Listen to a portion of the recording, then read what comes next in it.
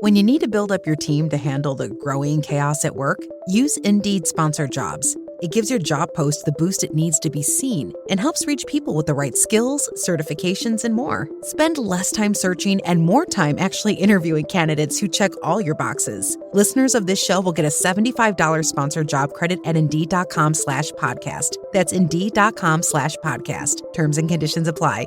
Need a hiring hero? This is a job for Indeed Sponsored Jobs. Trading at Schwab is now powered by Ameritrade, giving you even more specialized support than ever before. Like access to the trade desk, our team of passionate traders ready to tackle anything from the most complex trading questions to a simple strategy gut check. Need assistance? No problem. Get 24/7 professional answers and live help, and access support by phone, email, and in-platform chat. That's how Schwab is here for you, to help you trade brilliantly. Learn more at schwab.com/trading. You're going to hear this a lot. Franchises are based on the average. The average person doing the average day's work, right? Average across the board, they're producing average results. That is typically a single unit operator, okay? That is fine. That hits the goals for most people. But if you want to think about being to have more, you can do that. But it's not about which franchise is going to allow you. The money follows the fit. So you always have to make sure what you're getting out of bed to do every day is really what you want to get out of bed to do every day. Otherwise, know how many territories you have and what a great deal you got on these territories and how amazing the territories are. If it doesn't fit what you want to do, it's going to be a miserable experience for you. Okay? So money follows the fit.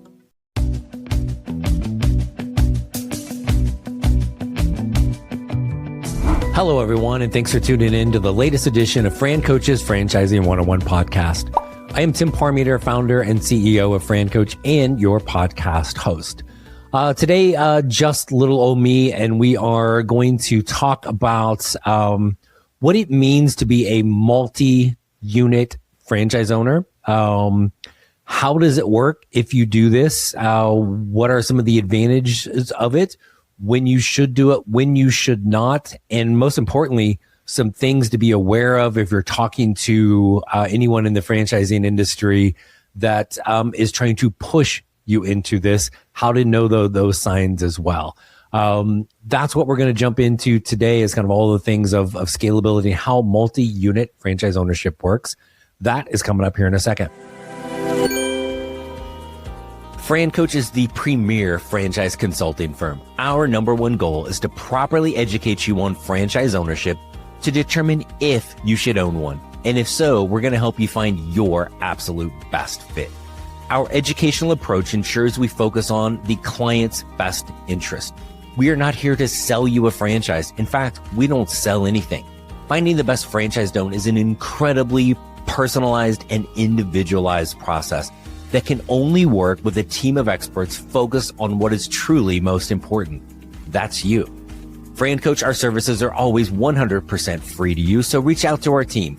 Click the QR code or find us at francoach.net. Now, let's get back to the show.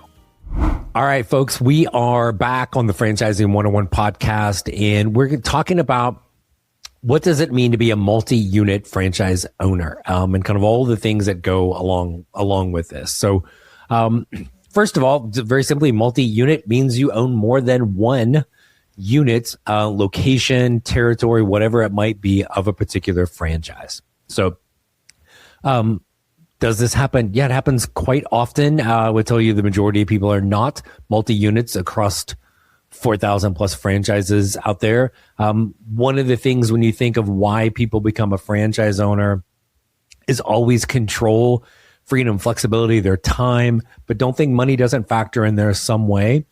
You work in the corporate world, eventually your head's going to start hitting the proverbial glass ceiling on advancement and how much money you can make. The more money you make, usually the more expendable you become from that position. As a franchise owner, there is no ceiling. If you have one unit of a franchise, and for most people, this is how it works, one unit is going to hit all of their goals. Time they're spending, what they're doing, when they're doing it, with whom, and how much money they are making along the way. Not to mention the equity and wealth that you're building, because eventually you're going to sell this sucker, right? One unit hits those goals for people, fan-stinking-tastic. What if your goals financially are a little bit higher? People will often come to us and go like, look, hey, I want to make this amount of money. Which franchise should I own? And our answer will more than likely annoy them when I'm going to say any of them. Why? Because the money follows the fit. When you find the franchise that is your fit, the money will follow. Will that be one unit of it, or will it be multiple of them? Okay. So today we're talking about multi-units. So how does this work? So one kind of misconception right off the bat is, let's say I want to do three units, 3 territories, 3 locations of a particular franchise. And so I'm going to do a food franchise. I want 3 of these suckers. Great. Does that mean I have to open them all at the same time? Absolutely, positively not. And in almost every single case, that's not how it works. You're going to get a development timeline. You have X number of months to get the first unit open and operating. Then you're on the clock for the second unit, then for the third. So again, and the variance with this is like everything in franchising is really, really wide. So you may have a situation where it's, hey, you've got 12 months to get the first one open, 9 months to get the second after that, and then 9 months after that. Okay, cool. So you've got to be able to keep working while you're growing that first one to also now finding the location for the second one, starting to build out all of those things to get there, then the third and so forth. Okay. If it is a non-retail, still pretty much the same thing. So if I'm going to own a painting franchise and I don't want 1 territory, I want 3. Okay. So could I open up and start marketing and operating in all 3 of those right away? Yes. And you can do that easier, certainly by far easier than you can do it from a brick and mortar standpoint. But you still want to be really careful because that is going to be a lot of turf and a lot of money spent on marketing and a lot of people going all over the place versus trying to stay a little bit more consolidated in that first territory. So similar to the brick and mortar, you're going to have a development timeline. Hey, you've got, again, maybe it's 9 months. You got 6 months to get the first one open. 9 months after that, we should be opening the second one. Another 9 months after that, something like that, right? So it gives you that time to be able to, again, focus on the first one, get it up and running, start getting the hang of what the heck is going on, and then be ready to launch the next one, okay? What are some benefits of this? Well, if you commit to, let's say, 3 units of a franchise upfront at the beginning when you sign the franchise agreement, in most cases, the franchise fee for the additional units for number 2, number 3, in this scenario, you could be doing a 10-unit deal. The franchise fee for the additional units is usually reduced somewhat. So there's a little bit of an incentive for you to gobble up that turf, okay? Even if you're not going to be operating, and again, in most cases, you won't be operating in number 2, number 3, et cetera, right off the bat, it means it's locked those locations or those territories in for you so nobody else can own it, okay? You know that is going to be your empire that you are building there. So to do that at the beginning, and again, in most cases, it does usually reduce the franchise fee. It's not a bunch, but if it's $5,000 or $10,000 off the second one, I don't know about you, but I'd rather have the $10,000 in my pocket than give it to somebody else. Okay. So that's one initial advantage, is a little bit of reduction on the franchise fee. It is locking in the turf so nobody else can own anything around. It's kind of your moat around you. Then you're going to hear the phrase a lot in this, economies of scale. So I love these fancy business terms, but what the heck does that really mean? Well, what that's going to mean is once you have the second unit open, you're going to have to spend, especially if it's brick and mortar, if your first location required 2,000 square feet, guess what? Number 2 and 3 and 4 and 5, they're all going to require that same space. You've got to build that out. You're going to need the tables and chairs and the register and the food and all of the things in there for sure, right? But now once the business is running, you've got the ability to share stuff, share staff, okay? So years ago, my wife and I, we owned fitness studios. We owned 2 different ones. They were maybe about 10 miles apart. So what did this allow us to do mainly from a staff perspective, from the fitness equipment's already in there. So it's not like that's going to go back and forth. But what it allowed us to do is share staff. So would have some staff that might live way to the opposite side of one of the franchise locations. Well, they might only work at that one, but there was a good bit of turf in between both of those locations. And we had a handful of folks that are like, they were open working at both places. Okay. So it did a couple things. It allowed us to hire people to give them more hours right off the bat, which more hours is usually more attractive to folks that are coming in to work these jobs or teach these classes. So it allowed them to go back and forth between the two locations because it was pretty much the same commute. Okay. It also allowed us, if all of a sudden we needed a backup from a standpoint of, hey, Sally called in sick over here at location number 2. Oh man, if I only have that one location, I may not have enough of a bench to fill in here. But now I'm pulling from a whole nother location, being able to do that. If it's something food related, and again, years ago, was that a Subway as a customer, and here comes somebody with their Subway uniform running in from the neighboring location that was owned by the same person because they'd ran out of cups, and she runs in, she grabs a big sleeve of the cups, takes off and runs back to the other location. So some of the shared resources that you can have back and forth. So it allows you to sometimes keep your cost, kind of lower the cost because you are spreading it out across multiple locations or multiple territories. Same thing from a marketing standpoint.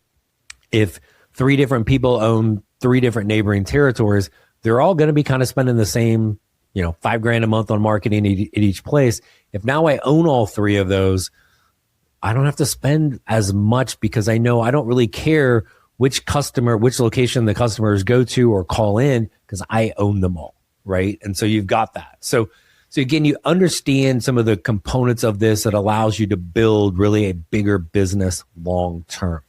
What about down the road, right? And so if you start with 3, or let's say you just start with 1, and that I can never stress enough to people that is okay, that you can start with just 1. But let's say now you want to grow. Okay. Is that still possible? Well, yes, if it's still available, right? There is absolutely no guarantee. If I start with 1 territory or 1 location, and that's all I want to do, or maybe that's all I can do at the beginning, there's no guarantee that 18 months from now, everything around me that was open 18 months ago is still open. Maybe, maybe not. Maybe somebody else has already come in. So I run the risk of it just flat not being available. Okay, that's possible. Can you have, and again, I wouldn't say this for number 2, but could you expand outside that particular region, another part of the city, another part of the state, another state, whatever? As you grow really big, you'll see some of the massive multi-unit franchise owners that is how they've built an empire. They're in multiple cities, states, regions, whatever that might be, because they've got it all figured out. You don't want to go too crazy with that right off the bat, right? But you can add that in. You just don't know if it's going to be available. If you're you start with 1 and you want to add that in later, that slight reduction of the franchise fee is really probably not going to be there. People sometimes will say at the beginning, like, well, if I do 1, I just want to do 1 now, but these other 3, I'd really like to do eventually. I just want to start with 1.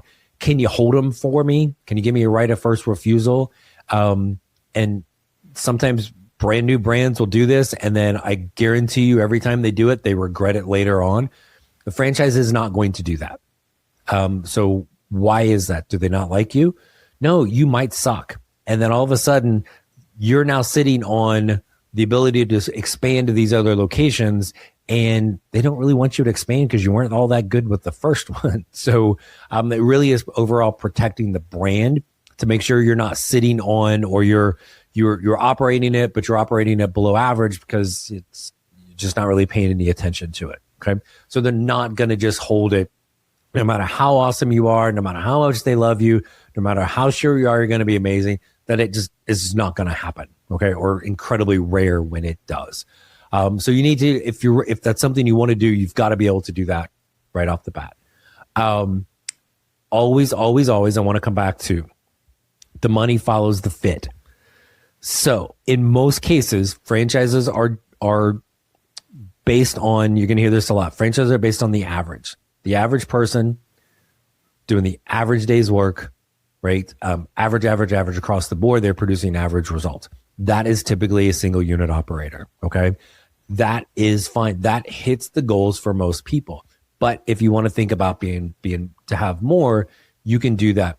But it's not about which franchise is going to allow you. The money follows the fit. So you always have to make sure what you're getting out of bed to do every day is really what you want to get out of bed to do every day. Otherwise, know how many territories you have and what a great deal you got on these territories and how amazing the territories are. If it doesn't fit what you want to do, it's going to be a miserable experience for you. Okay. So money follows the fit. So keep those things in mind. But I think the coolest and best experience of any franchise conference I've ever been is called the Multi-Unit Franchise Conference. It is all about multi-unit franchise owners. Okay. Why is this? And it is by far the best one I've been around from the amount of positivity, the highly successful people that you are around, multi-unit franchise owners. Every other conference in franchising is no different than every other conference in the corporate world. It is filled primarily by people who are employees. Employees are never, ever happier than business owners. But it's been cool to see over the last couple of years and be there and get to have numerous conversations with people that own a couple, a half dozen, a dozen, 20, 50, 100, like several hundred units, sometimes even multi-brand, which is a whole nother thing, that there's no ceiling. They found their fit. They keep growing. They keep expanding. We talked recently about resales and how most of those resales get gobbled up internally. This is how. It's another way to kind of expand your portfolio as a multi-unit franchise owner. Okay. Now, what should you be aware of?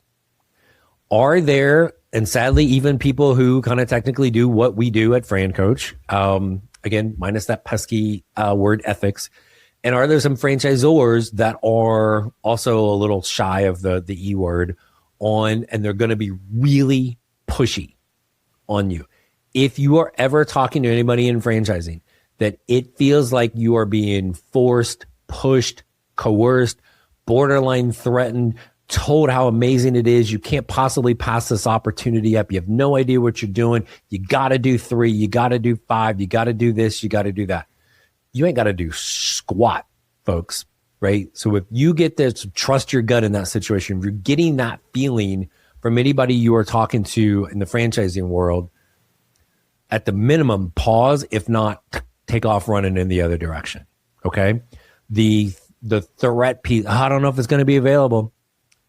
Okay, like, is that going to kill you? If you start with one and you want more and then it ends up that nothing is available around you, is that the end of the world?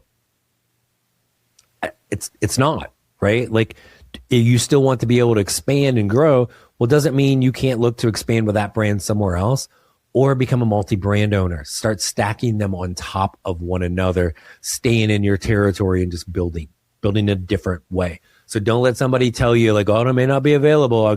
I got, or the used car sales bit. I got somebody else that's also looking at this, so you better hurry up. You feel like that, be very, very cautious, and there are some people out there that will do that. The other thing to keep a close eye on in that situation, especially if you're feeling you are forced, whoever you're talking to with that franchise, look at their email address. Is it at the name of the franchise or is it at something else? Okay. Why is that important?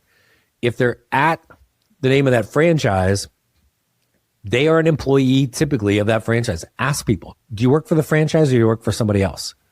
If they work from the franchise, doesn't mean they can't still be pushy, but they are more likely to be focused on overall growth of the business. The way franchisors succeed is royalties. You being successful and making money and being happy, they're happy. Okay. If they're trying to get it up front, they're not looking at the right things. Okay.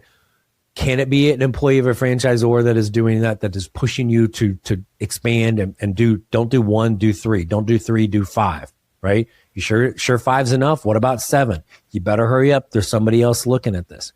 But usually it's going to be they don't have an email at that franchisor. They are a third party, what's called a franchise sales organization. Be very careful with them. The second word in what they are called is telling you everything you need to know.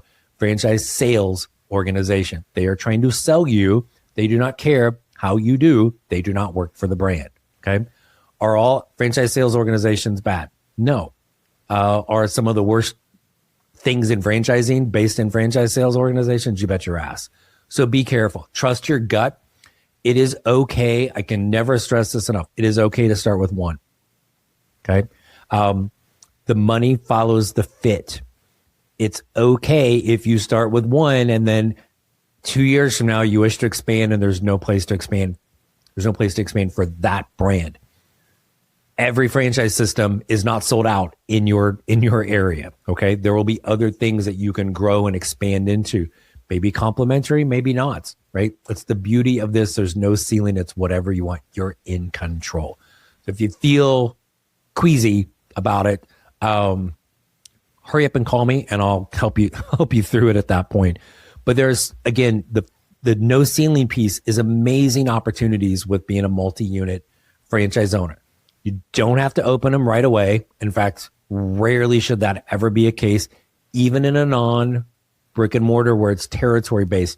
You don't want to get spread too thin with your market. You want to be more hyper-focused. If nothing else, your marketing dollars and where your people are going. Start it small and then grow into it. So you don't have to open them all at the same time.